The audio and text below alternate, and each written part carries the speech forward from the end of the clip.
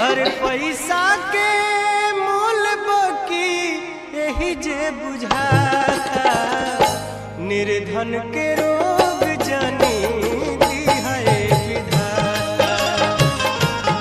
सुनिए साहब जी, हाँ बोलो। मुझे कुछ काम दे दीजिए। ऐसा है कि घर पे तो कोई खास काम, लेकिन अगर आपको काम चाहिए तो घर में थोड़ा झाड़ू पोछा करने के लिए है, कुछ काम कर लीजिए।